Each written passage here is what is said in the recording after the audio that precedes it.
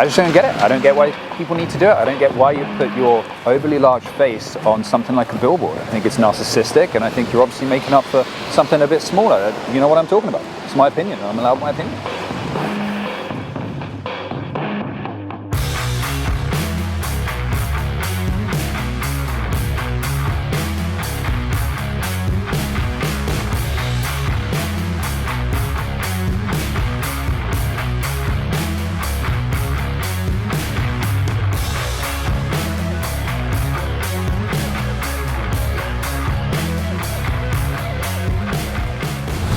Ladies and gentlemen, the McInnes Marketing Minute is back. We're back in Dunbar. We are back in Dunbar in the pouring rain.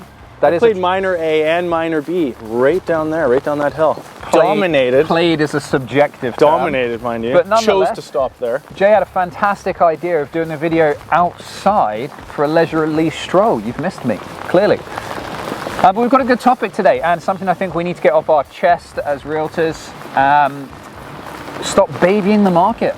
And how the market is being babied right now with some of the changes which have come in, some of the changes which are proposed to come in. It's a lot of lip service, and everyone knows it's not going to change anything, but it's put in there to make it look like attempts are being made. Okay. Yes. So where are we going to start this off because this one particularly irks me. This new suggested cooling off period. So, give a rundown of what it is. You have, well, yes, suggested. You have, what, a week? 2 weeks. Oh, I didn't even know that. Yeah. So in pre-sale, you have a 7-day rescission period, which means you sign all the contracts, everything's good, you have 7 days to pull out. Essentially, they're trying to mirror that in resale, but with a 2-week period. Okay, so here's my argument on this straight away. It's not the same as a rescission period because... Of course it's not. That's just to read the disclosure statement. The pre-sale, you can't see anything. You can't do your due diligence in terms of the property, inspection, financing, etc.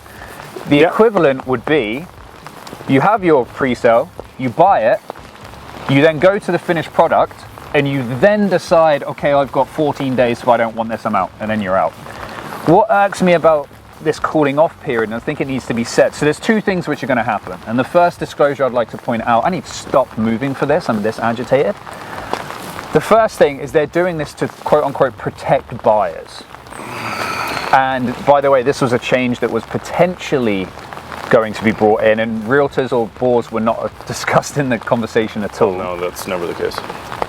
But it's essentially to protect buyers, and it's actually going to have the opposite thing, because it's going to be an inconvenience for sellers, but it's actually going to help sellers. Here's my reasoning. Did you just... Yeah, because I don't want. I need clarity on this mic. I don't want my zipper rubbing it. Continue. Like Quit getting Superman distracted with the body of a 9-year-old female. Anyway, so it's going to do two things. It's going to raise prices, and I'll come to that why. And it's going to pent up demand.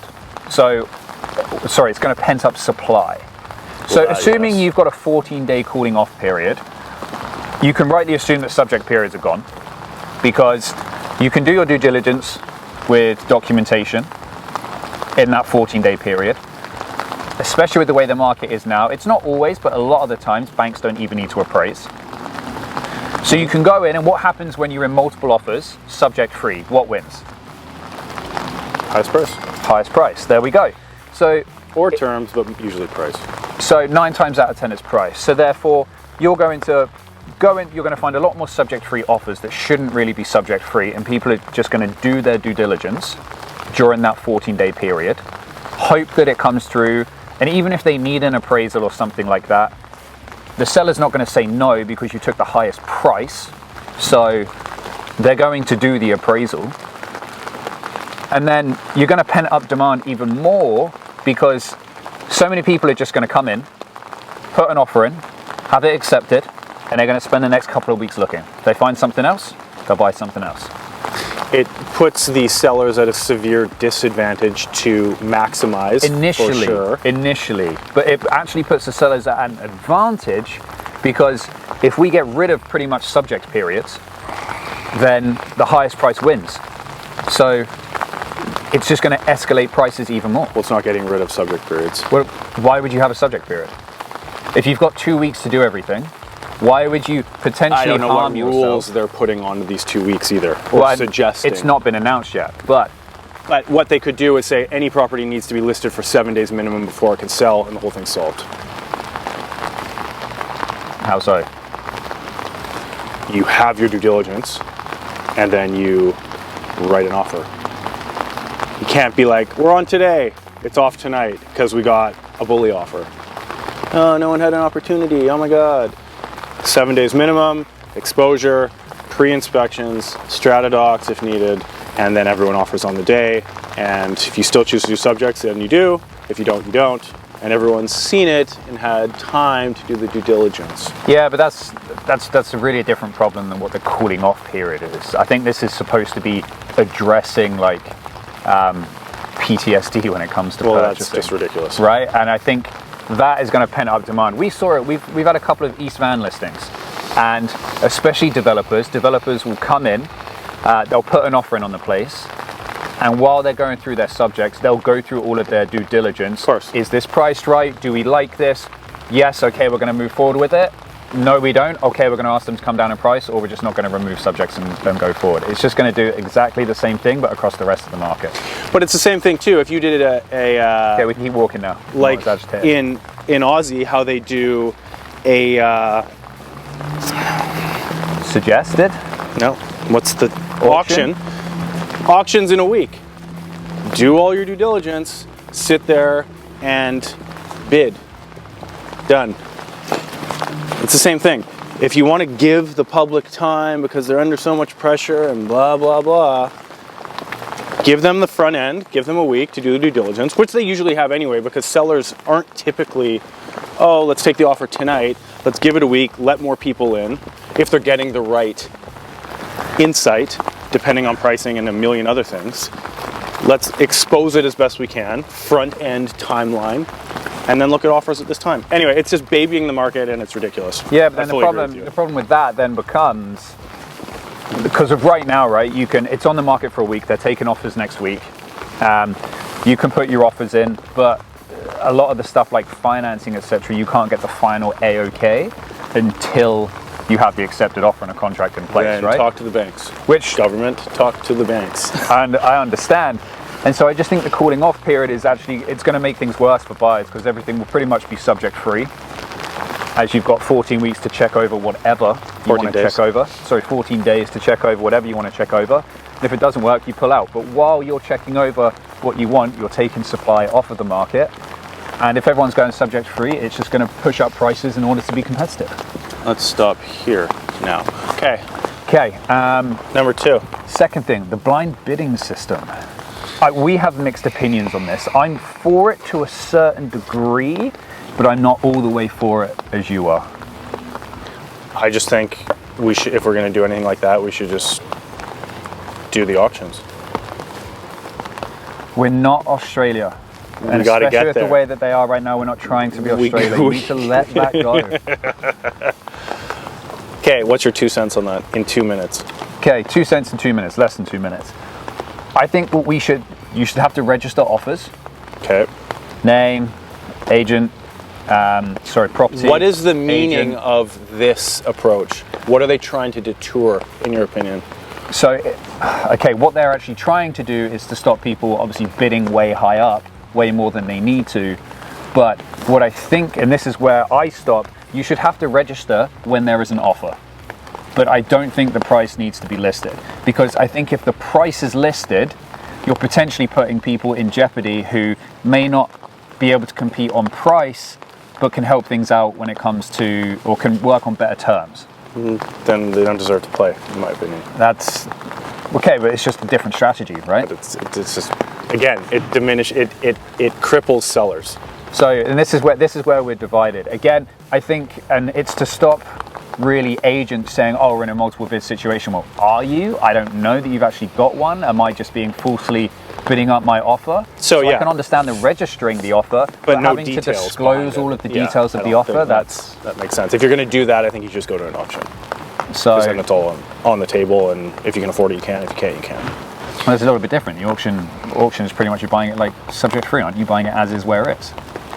Well, you can tie things to that. If they're planning on a 14-day cooling off period, they can do things. I think my Anyway. biggest issue with all of this that's happening is stop dancing around the problem, which is supply. Like, work on your permitting process. Work on how slow that is. Work on expediting that. Work on updating zoning, etc., so that you can accommodate it. Stop dancing around the problem. I fully agree that it's a supply issue and there's a bottleneck when it comes to any, as usual, government authority touching a situation. It bottlenecks it, as we've seen for years here, and everything else simply cripples sellers in favor of buyers, which I don't think is fair. Yeah, 100%. The only thing, you're getting completely shafted if you're a seller in this city. And what's, I'm just going to throw this out there as well. It does make me laugh. You see a lot of this stuff on social media, people like hating on landlords. Well, if there wasn't a landlord, you wouldn't have a job. Or sorry, you wouldn't have a place to live. So it's everyone blames everyone else if they can't do something they want to do, of course. I mean, I can see the stress test. I can see the stress test because you're basically saving everybody from themselves. Again, I think there should be certain leniencies in that.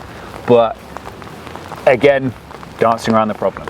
Dancing Stress around the test, problem. again, how much debt are you willing to have an adult conversation by yourself or with your significant other? How much stress and sacrifice are we willing to make just to purchase a roof over our head? And then make a decision. Well, the thing It's just tightening a free market. There hasn't been a free market for freaking 40 years. It's ridiculous. The thing that irks me is when you go in for a mortgage and you get told, no, you don't qualify for this, you can only qualify for this. No, you don't qualify for a $3,000 a month mortgage. So go back and continue paying your $3,200 a month rent that you've been doing for the last 2 years.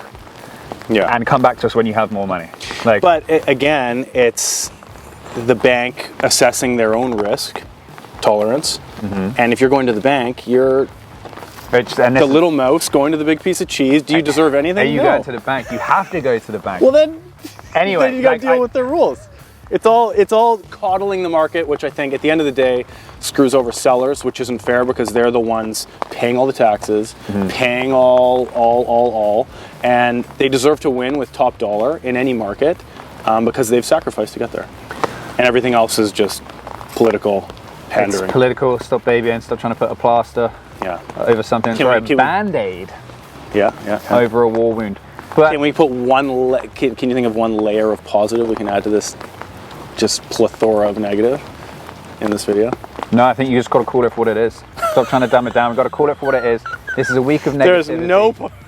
It's raining, there are floods, it's all everything about this has been horrendous. You decided to do a walk in the pouring down with rain. This is nostalgic. You know, I grew up just down the street. No, this is setting the tone right here. This is what created me, I'd go as far as saying. Tennis lessons right there. Then we need... Baseball. T-ball just behind you.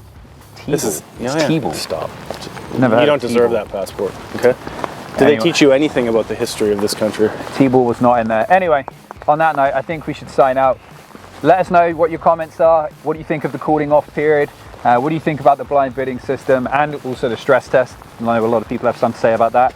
Hit like and subscribe as well. We love you. We'll see you next week.